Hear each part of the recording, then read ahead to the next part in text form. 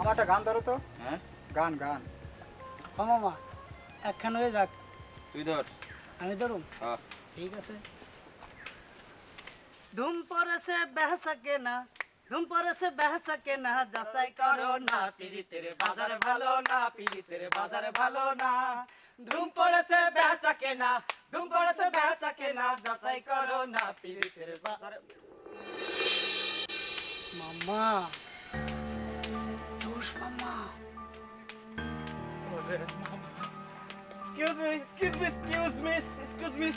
আপনি মনে হচ্ছে পথ খুঁজে পাচ্ছেন না। আপনি মনে হয় পথ খুঁজে পাচ্ছেন না।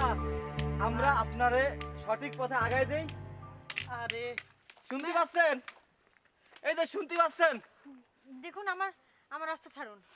না ওই যে আপনি যে পথে যাচ্ছেন ওই পথটা ঠিক নেই, ভুল পথে যাচ্ছেন। আসেন আপনার পথ। দেখুন আমার হাত ছাড়ুন। হাত ছাড়ুন, আমি আমাকে কিন্তু চিৎকার করবো। হাত ছাড়ুন। আরে আরে সত্যি পথ আগাই দিচ্ছে, আপনি খুঁজে পাচ্ছেন না। আসুন না। কেন বুঝতে পারছেন না?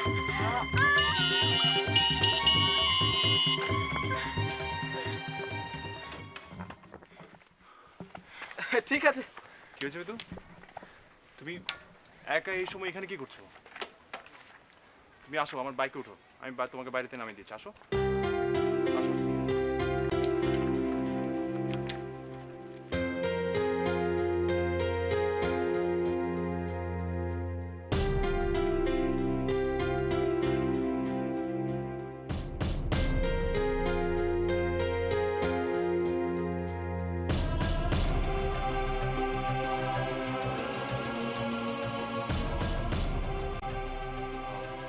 সরি। কেন? পারমিশন ছাড়া আপনার হাতটা ধরে ফেলেছিলাম বলে। আসলে পারমিশন নিয়ে আপনার হাতটা ধরতে গেলে তো ওরা বুঝেই যেত যে আমি আপনার পরিচিত কেউ না, তাহলে তো এতক্ষণে আমাকে মেরে ভর্তা বানিয়ে ফেলতো। সো আমাকে অভিনয়টা করতে হলো, মানে এই অন্যায়টুকুর জন্য আমি সরি।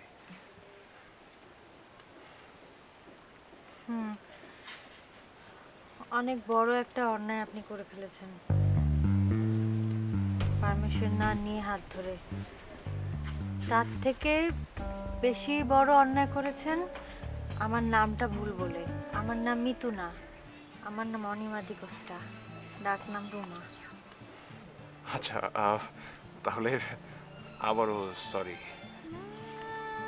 এত বেশিবার সরি বলতে হবে না। আপনি বিনা অনুমতিতে আমার হাত ধরে যে অন্যায় করেছেন, সেই অন্যায়ের জন্য আজকে আমি বেঁচে গেলাম। না হলে অনেক অনেক বড় একটা ঝামেলা হয়ে যেতে পারত। মাঝে মাঝে প্রয়োজনে এরকম অন্যায় করা ভালো, তাহলে আমার মতো কিছু অসহায় মেয়ের মঙ্গল হয়।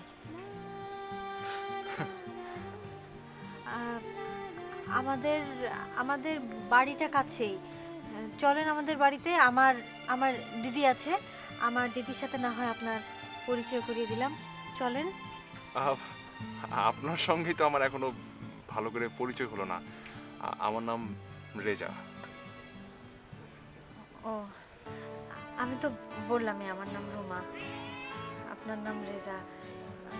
নামটা সুন্দর, আর আপনার ওই ভয়েসটাও অনেক সুন্দর। দেখতে তো পাচ্ছি না আপনাকে। চলুন আমাদের বাড়িতে, চলুন দিভাইয়ের সাথে কথা বলিয়ে দিই। ঠিক আছে।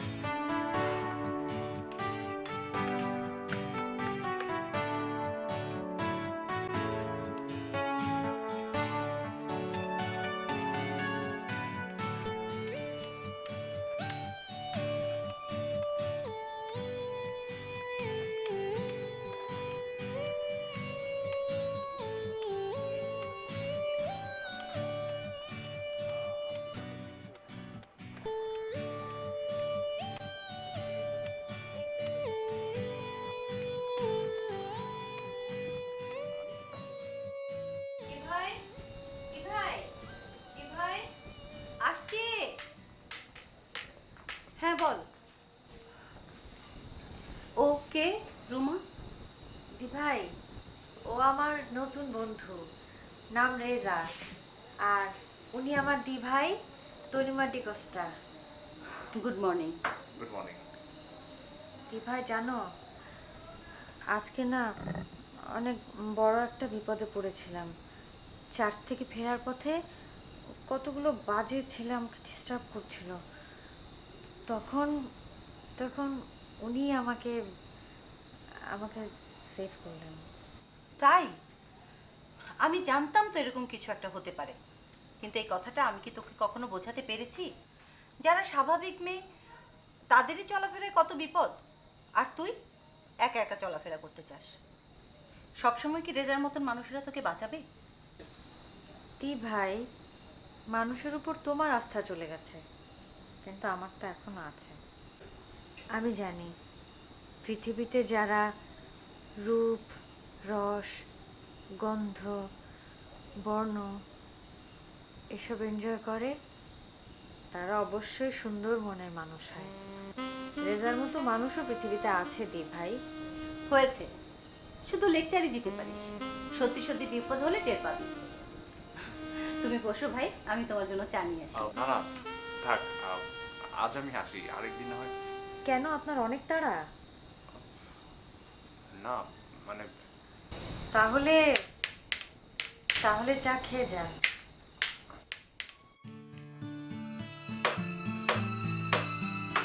বসুন।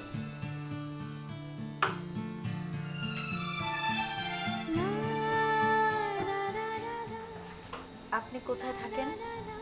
এই তো কাছেই। তাহলে তো খুবই ভালো হলো। বন্ধুত্বটা যখন হলোই, মাঝে মধ্যে আসবেন। যদি কারো বিরক্তির কারণ না হয়, প্রায়ই আসবো। আপনি এলে আমি বিরক্ত হব? আপনার তাই মনে হচ্ছে? মনে হওয়ার কারণ আছে। আমি আসলে কেমন আপনি চোখে দেখতে পাচ্ছেন না বলে বুঝতে পারছেন না। চুপ হয়ে গেলেন যে? জানেন, আমি চোখে দেখি না বলে কেউ আমার সাথে বন্ধুত্ব করে না। আমার কোনো বন্ধু নাই, শুধু দি ভাই আমার পাশে আছে। খুব ইচ্ছে করছে আপনার হাতটা ধরে বলি, রুমা, তোমার আর কেউ থাকুক না থাকুক, আমি আছি। কি হলো, কিছু বলুন। আমি জানি নীরবতা অনেক সুন্দর, তাই বলে এত নীরবতা ভালো লাগে?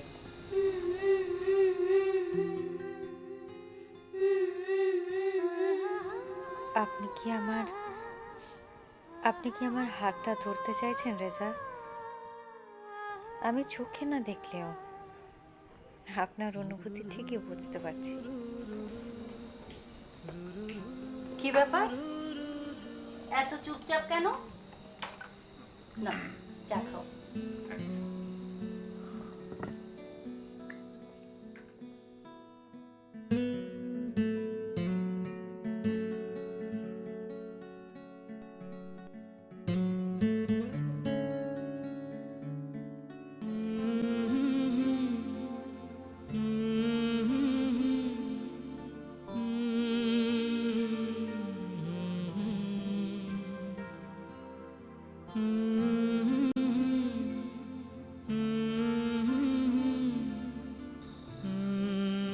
রুমা, তোমার ওই হাতটা কি আমাকে আজীবন ধরে রাখতে দেবে? কখনো ছেড়ে যাবে না তো?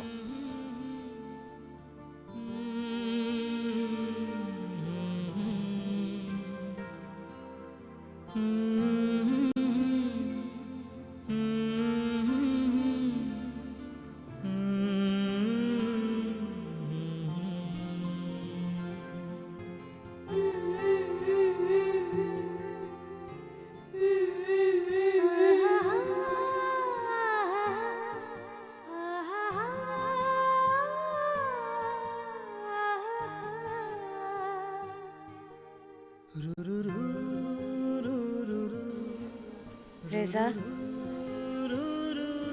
তুমি কি তখন আমার হাত ধরতে চেয়েছিলে? জানি না কেন যেন মনে হচ্ছিল যে তুমি আমার হাত স্পর্শ করতে চেয়েছিলে।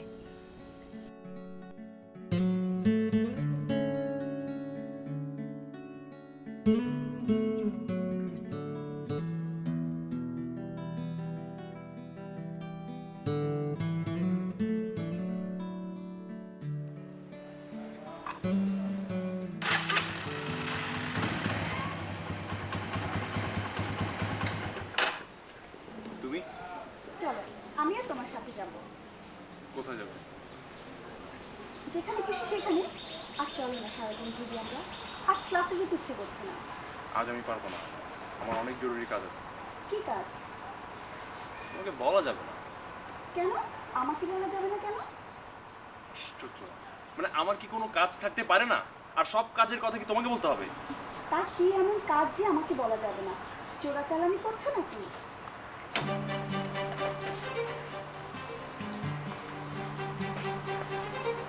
কি ব্যাপার, তুমি হয়তো চুপ করে গেলে কেন? ঠিক করে বলো কি হয়েছে, না হলে আমি তুমি কিন্তু প্লিজ আমাকে একটু ডিস্টার্ব করা বন্ধ করবে? তোমাকে তো আমি বললাম যে আমার অনেক জরুরি কাজ আছে, আমার যেতে হবে। প্লিজ তুমি একটু যেতে দাও আমাকে। প্লিজ তুমি একটু সরে এই জায়গায় দাঁড়াও, প্লিজ দাঁড়াও।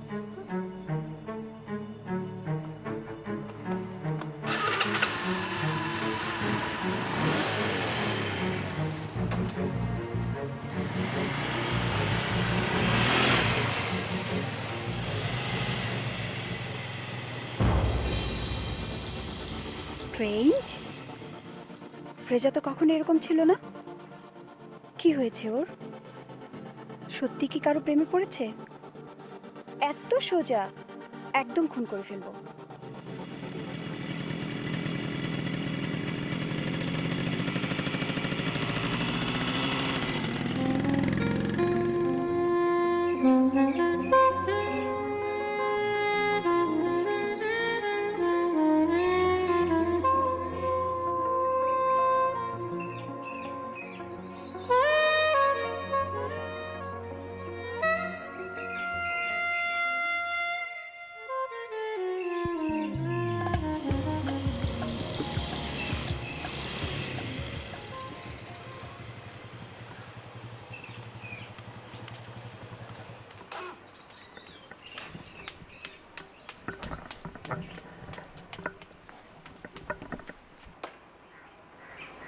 তুমি এলে? বাইরে যাচ্ছ? ভেবেছিলাম যাব, ফাদার চার্চে গিয়ে দেখা করতে বলেছিলেন। ও ঠিক আছে, আমি তাহলে যাই। তুমি এসেছো আর আমি চলে যাব? এসো। না না না না, ফাদার তোমাকে ডেকেছেন, ওখানেই যাওয়াটাই উচিত না? আর আমি তো পরেও আসতে পারবো, আমি যাই। এসো।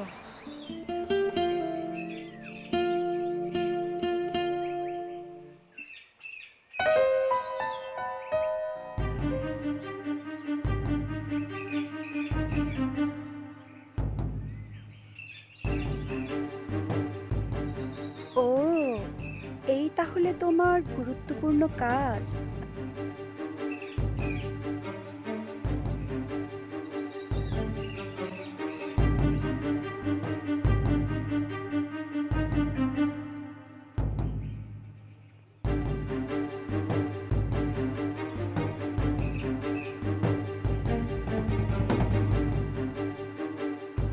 আমাকে দেখতে হবে তুমি ওই অন্ধ মেয়েটার বাড়িতে কতক্ষণ থাকো।